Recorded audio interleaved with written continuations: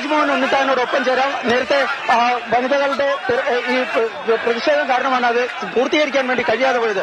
നാളെ എന്തായിരിക്കും പാർലമെന്റിൽ നടക്കാൻ വേണ്ടി? നാളെ പാർലമെന്റിൽ വലിയൊരു പാൻഡമോണിയം, പ്രക്ഷുബ്ധമായ രംഗം സൃഷ്ടിക്കപ്പെടും. യാതൊരു തർക്കവുമില്ല. കാരണം അഴിമതിയിൽ മുങ്ങിക്കുളിച്ച ഒരു ഗവൺമെന്റാണ്.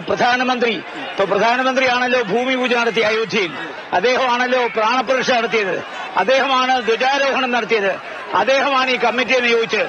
എന്നിട്ട് 1500 കോടി രൂപയുടെ അഴിമതി നടന്നിട്ട് പുള്ളി ഇതൊന്നും കണ്ടില്ലെന്ന് നടിക്കുകയാണ്.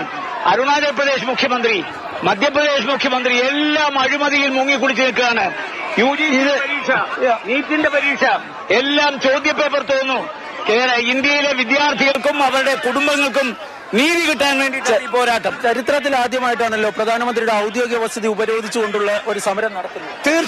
തീർച്ചയായിട്ടും. കാരണം ഞങ്ങളിന്ന് ഞങ്ങളുടെ ബഹുമാനപ്പെട്ട കോൺഗ്രസ് പ്രസിഡന്റ് ജന്മദിനമായിരുന്നു. ആ ജന്മദിനം ഞങ്ങൾ ആഘോഷിച്ചില്ല. ഞങ്ങൾ നേരെ പ്രധാനമന്ത്രിയുടെ വീട്ടിലേക്ക് വന്ന് ഇവിടെ സമരം നടത്തുകയാണ്. ഈ സമരത്തിൽ നിന്ന് ഒരണുകട ഞങ്ങൾ പിന്നോട്ട് പോകുന്ന പ്രശ്നം ഉദിക്കുന്നില്ല.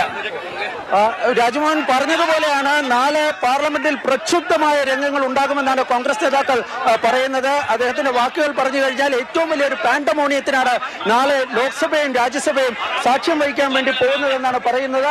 കൂടുതൽ എംപിമാരെ അറസ്റ്റ് ചെയ്യുന്നതിന്, അതായത് രാഹുൽ ഗാന്ധിയും പ്രിയങ്ക ഗാന്ധിയും ഉൾപ്പെടെയുള്ള കൂടുതൽ എംപിമാരെ അറസ്റ്റ് ചെയ്ത് നീക്കുന്നതിനുള്ള ഒരുക്കങ്ങളാണ് ഇപ്പോൾ ഇവിടെ നടത്താൻ വേണ്ടി പോകുന്നത്. അസാധാരണമായ സംഭവങ്ങളാണ് ഇപ്പോൾ ഡൽഹി ലോക് കല്യാൺ മാർഗിന് മുൻപിൽ പ്രധാനമന്ത്രിക്ക് വസതിക്ക് മുൻപിൽ കാണാൻ കഴിയുന്നത്. സമരം ചെയ്ത, പ്രതിഷേധിച്ച രാഹുൽ ഗാന്ധി ഉൾപ്പെടെയുള്ള പ്രധാനപ്പെട്ട മുതിർന്ന നേതാക്കളെ അറസ്റ്റ് ചെയ്ത് ബലപ്രയോഗത്തിലൂടെ വാഹനത്തിലേക്ക് കയറ്റാനുള്ള ശ്രമമാണിപ്പോൾ നടന്നുകൊണ്ടിരിക്കുന്നത്. സത്യത്തിൽ സംഘർഷാവസ്ഥയിലേക്ക് പോകുന്നു. യുദ്ധസമാന സാഹചര്യമാണിപ്പോൾ പ്രധാനമന്ത്രിയുടെ വസതിക്ക് മുൻപിൽ നമ്മൾ കാണാൻ കഴിയുന്നത്.